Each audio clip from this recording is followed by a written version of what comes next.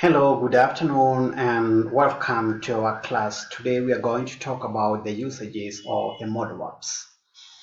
Now, when you come to the topic about the modal verbs, it's a very interesting topic because the first question that comes to our mind is to ask ourselves, what is the difference between the modal verbs and the other verbs that we have? We know very well that we have the infinitive verbs, we have the auxiliary verbs, and now we bring the question of the modal verbs. Generally speaking, we are going to see that in the first place we have different types of modal verbs that have different usages or the functions. However, there are some different modal verbs that we can see, but the usages are the same in terms of the functions. For instance, we can see that some of the common modal verbs that we have are can, may, could, would, should, have to, which is not a modal verb by its nature, just is used as a modal verb for its convenience. Another modal verb is the must, may, might, and ought to. Then from there we are going to see that the next question or the next thing that we are going to see is that when it comes to the question of the modal verbs, we are going to see that it has different usages. There are modal verbs that are used for showing of the ability, for expressing or asking for permission, for asking for some requests, for offers, for expressing a possibility, or for showing an obligation, which could be a strong or a weak obligation. Therefore, before we continue developing or analyzing our topic that we have this afternoon, we are first of all going to see this document from what I've tried to analyze the different usages.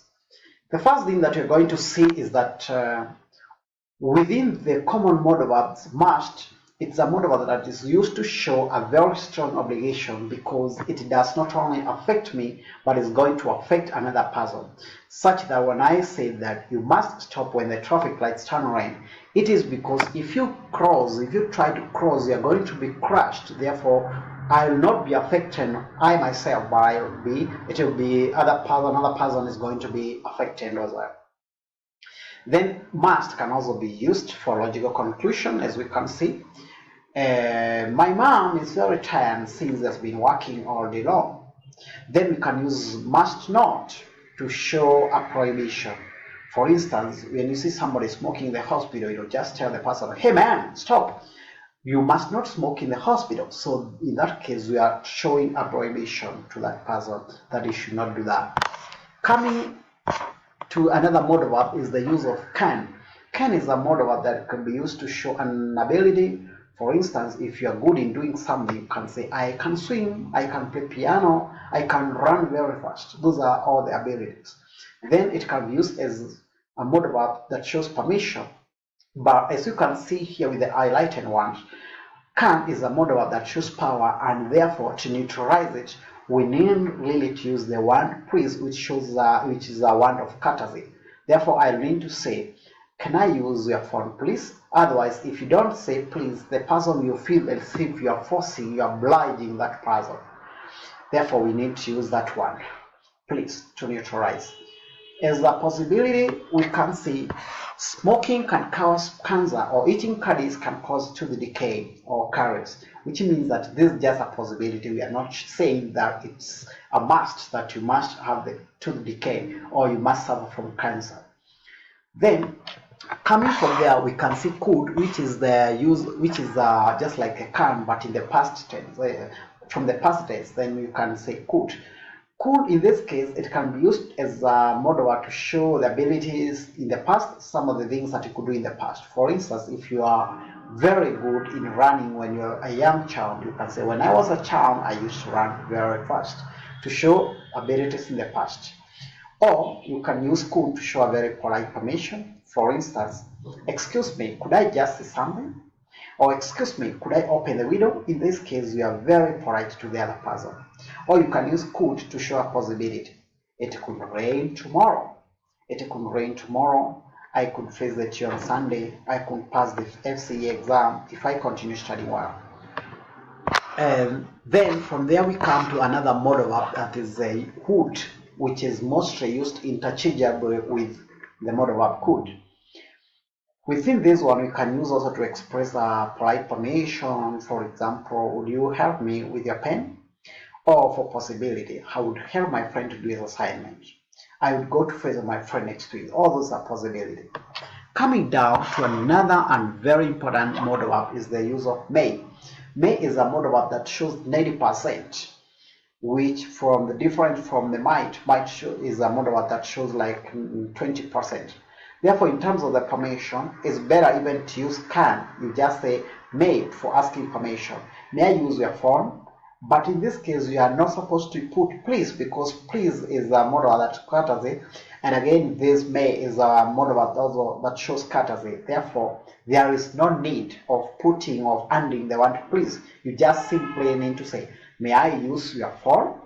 And that's all. Or as we can see down. Now, when it comes to the use of the possibility with the modal verb may, we can see it may rain tomorrow, showing that it's like 90% you are very sure that it's going to rain. Or for probability, I may pass the exam, which means that you have already prepared for the exam by reading well. That's why when you say I may, it shows a very high possibility.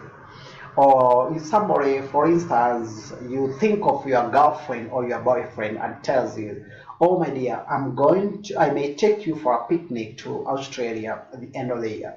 Once the person tells I may, it shows a very strong possibility that perhaps he has already bought the ticket for you.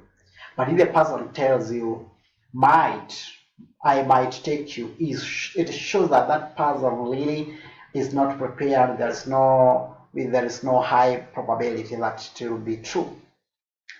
Then when it comes to other usages of may, as we can see, it's mostly for weak possibility. I might go on holiday to Australia next year, or I might pass the exam. It shows that this person has not prepared for it, and therefore the possibility is very weak.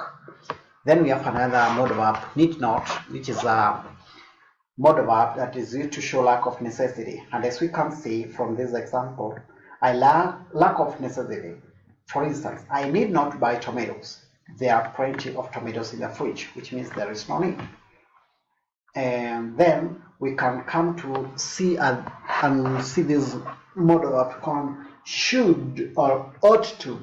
These two modal verbs are used interchangeably. You can decide to use either should or ought to, mostly for giving recommendation or for giving an advice. And for instance, you can say you should or you ought to revise your lessons. You ought to study well in order to pass the exam. Those are pieces of advice. Also, you can use them should or ought to show a logical conclusion.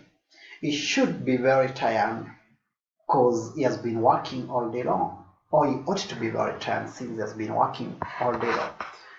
Then finally you can see the use of had better. Had better is a modal verb that shows a very strong piece of advice that you are giving to the person, that it goes beyond the usage of should or ought to. And finally we have to, which is a modal verb, and as we've said from the beginning, have to by its nature is not a modal verb.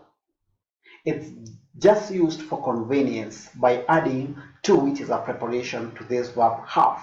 And therefore you say, you'd better revise your lessons. You have to wash your clothes always. Because if you don't wash your clothes, you'll not bother another person, the other people. It's just your problem. But when it's something that is going to affect another person, that's why you must use the word must. Finally, we need to note better that modal verbs are followed by an infinitive without to. It's also called the bare infinitive. So you cannot say you must to stop. No, you just need to say you must stop when the traffic lights turn red. You should see to the doctor. No, you should see the doctor. Therefore, from there, those are just explanation of the modal verbs, and we can see on the other hand from the PowerPoint presentation, these are the categories or different modal verbs that we have for the formal and the informal styles. For the informal styles, we can see the usage of can, and then you can see for the polite usage, we have could and would for politeness. Then for formality, we need to use may. From there, we have different uses from the same modal verbs. You can see that we have different modal verbs that have been used in almost the same functions. So try to go through these examples and then you'll see if it applies from what you have seen in the past. Also here we can see the comparison on the usage of can and could as a modal verb for ability, possibility, permission, request, and suggestion. Then from there we have the use of modal verb could in different usages: request, permission, conditional of can, possibilities. For example, a lot of crime could be prevented is a possibility. Suggestion: I could help you with English. Ability: I could play a guitar. So with can and could, you see they are almost the same things, only that could is more for politeness. Then, as you can see, these are just what we have explained about the use of must for strong obligation and use of have plus what is missing here, have plus to, that is have to, for weak obligation. And these are just examples of what we have already explained.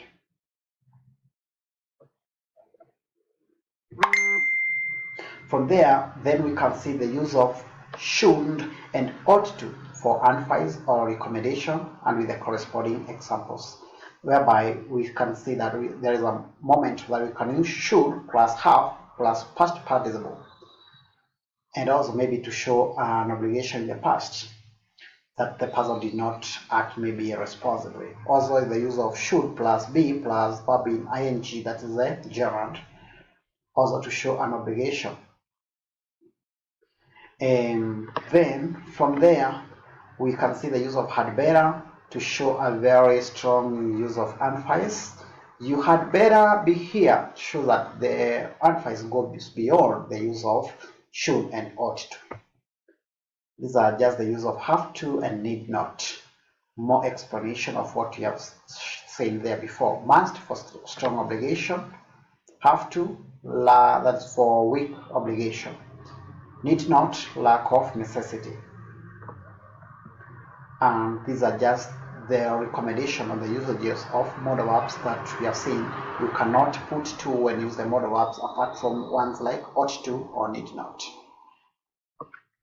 And finally, to finish our presentation for today, I would like to ask each and every one of you to take a piece of paper and first try to note down the different uses of the modal verbs that we have seen.